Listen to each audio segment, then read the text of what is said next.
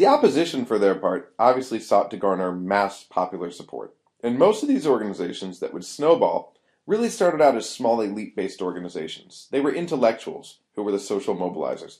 Intellectuals played the lead role in initiating these social movements. Writers spoke of their own populations as quote-unquote sleeping people whom they had the duty to awaken, show them just how badly they're living, just how unjust things are.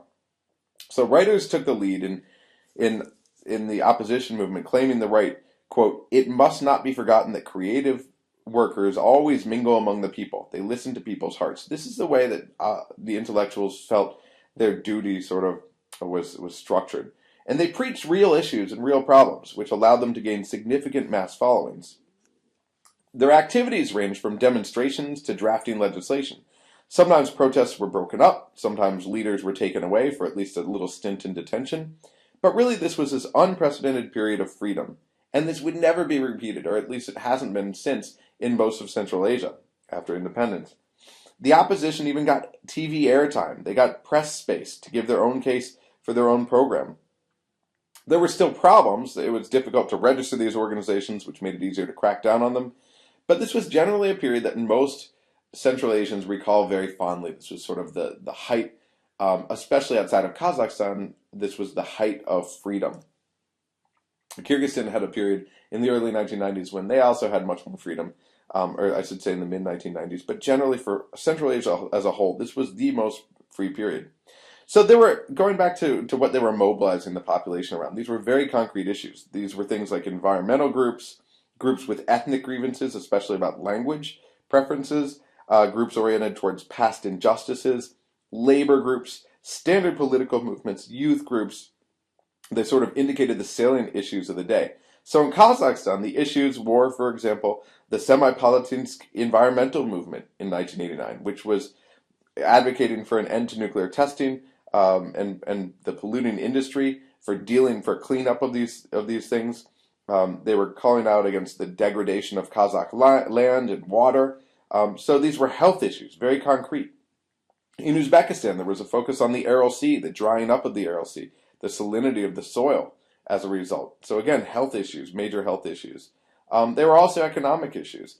I mentioned the price of cotton. Especially in Kyrgyzstan, they were focused on housing and the tensions between Uzbek and Kyrgyz residents in the town of Osh over this. There weren't enough places for Kyrgyz, they said. In almost all of these places, there were linguistic grievances. People wanted their own language as the republic language. So, what were the weaknesses of these new organizations, societal and elite? Let's start with society-based challenges. First of all, the risks were seen as potentially too high by many people because of the legacy of Stalinism, a distrust for the state. Lots of people didn't want to get involved. They just felt like it was easier to take the path of least resistance and stay low and stay quiet. There was also a dependence on the state by individual actors even within these movements. Remember, because the Soviet Union controlled everything from cradle to grave, they risked being shut out of these services. They risked having their kids having no educational opportunities, having no retirement benefits for themselves. And they had no other alternative. What if they were fired? Well, these were high risks. There was also a question of political culture, where you had this non-participatory political culture. People weren't accustomed to participating in any meaningful way. And so lots of people didn't want to. And, again, this is partly because of a distrust of the state and cynicism and fear. The status quo also, to many, simply seemed okay. The road that Moscow outlined, which would include greater republic power, seemed like a plus. It seemed like they were already going to get something out of this, and why get involved in this? Remember the reference point in Central Asia. You could look south and you saw Afghanistan, you saw Iran, you saw Pakistan, you look east and you see China. None of them were living nearly as well as they were in the Soviet Union. And so maybe it was better not to rock the boat too much. So there was this limited appeal of the programs, and sometimes this was the result, as I'll talk about in a few minutes, of narrow and ethnically exclusive, I should say, agendas in multinational territories. All these territories were multinational, so it's difficult to play up the nationalism card. At an elite level, there were other challenges to mobilization. You had personality clashes, so you had fragmentation of these organizations. This is typical of anywhere around the world where potential leaders are vying for power within the organizations. You also had, as I've mentioned, resistance from local authorities, if not from Moscow, then from the local republic authorities. Remember, perestroika and glasnost came to Central Asia later than in other parts of the Soviet Union as a result of local political incumbents' hesitation to give up power. So they still didn't want to let up the reins very much. And they did so only to the degree that Moscow forced them to. Mobilizing forces also were sometimes few in number and very far away. So if we're talking about intellectuals, look at, for example, in Tajikistan. The Tajiks, who were the first to press for greater protection of their national heritage and Tajik culture, the Sokhtian Association, were actually based in Moscow. So they were far away. In Turkmenistan, you also didn't have any real intelligentsia. They came from other republics making demands. Health and environment, the Turkmen language, Turkmen who were based in other republics. And this led to minor concessions, but these were also really weakened by clan rivalries. So the nature of society within Central Asia was also a weakening factor.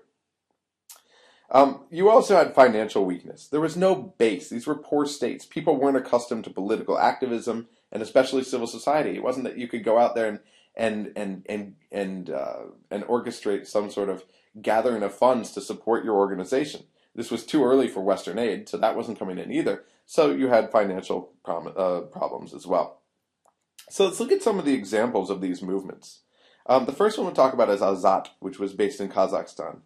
Azat was fighting for sovereignty. It was fighting against the threat of Russian annexation of the north, because remember, if you look back at the ethnic map, the Russians, ever since the end of the 19th century, and the beginning of the 20th century, so before the Soviet period, had occupied large amounts of the north.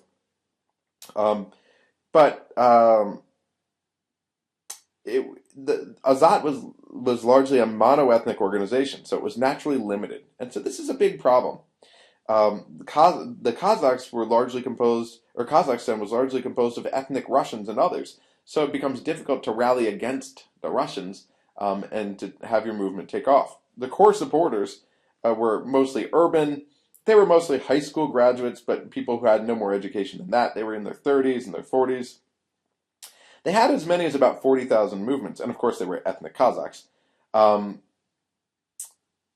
So one of the problems here, which represents what I was just talking about, is that Azad actually splinters largely as a result of personal rivalries, with one faction forming a Republican Party of Kazakhstan. These were more moderate nationalists, and others going different directions. This was also fueled by inexperience, by strategic questions: how radical should we be? These were the sorts of problems facing organizations like Azat and other organizations. Another one here, based in Tajikistan, was Rastokhez, which also focused on Tajik sovereignty. They wanted a cultural revival, but they also met the resistance of authorities. They were eventually closed down. And again, like Azat, a big problem was that they couldn't get the support of non-Tajiks, who represented 35% of the population. So they were a mono-ethnic party that faced resistance from the authorities, but also from society as well. In Uzbekistan, one of the larger organizations was Birlik, which means unity. It was founded by intellectuals and writers, and again, the demands were for greater sovereignty. They wanted the Uzbek language to have an elevated status. They were focused on environmental problems, especially this monoculture, the agriculture based on cotton, the dissipation of the Aral Sea. They complained of stagnation in agricultural wages, the cotton wages, because of the fact that cotton was sold so cheaply. It was sold cheaply as a raw material, but then they had to actually buy back textiles at inflated prices, so they were getting hit twice by this. But especially they were talking about how bad cotton was for the soil, for the water. What the cotton industry that had been, again, created by the Tsar and then furthered by the Soviets was actually destroying Uzbekistan in terms of its natural resources. By pressing for sovereignty, though, like Azat, they also alienated local Uzbeks, non-Uzbeks, I should say. They eventually shifted away from this cultural focus, and other elites joined them, but they were blamed by the government for ethnic-linked violence. Again, something that we'll talk about in the next set of lectures. They also had personality clashes, which led to a breakaway movement, which became a political party known as ERK, which also devolved over time into lots of little pieces. Now, the big winner, or the earlier winner here, was an umbrella organization known as the Democratic Movement of Kyrgyzstan. It had a huge following, about 300,000 people, and it managed to actually get the first non-communist in power. His name was Akayev. He was a liberal from the Academy of Sciences, and he becomes president of the republic. This is the one case, again, where a non-communist president takes over. So the Democratic Movement of Kyrgyzstan was an anti-party movement that grew in strength after 1989. There were pressures from above and below that led to fractures of local elites, but this eventually led to the vote by Republic deputies for Akayev. He was actually a Gorbachev loyalist. Akayev seemed the Democrat of the region. This was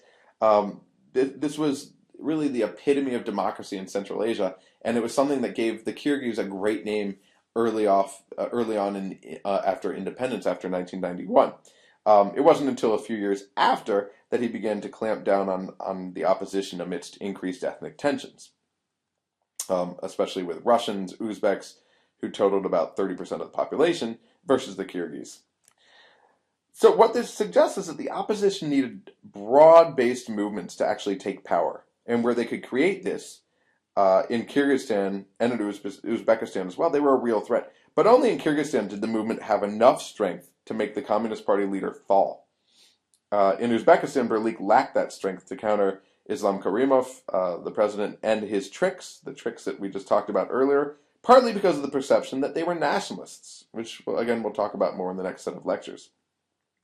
So, it's important to note here that most of these movements, sorry, let me just put up a little picture for you. Most of these movements involve some degree of nationalism. The most successful one in Kyrgyzstan was able to move beyond mere nation. But even there were nationalist trends, and we'll talk about these in the next set of lectures. Oh, what? I'm going, and I'm gone.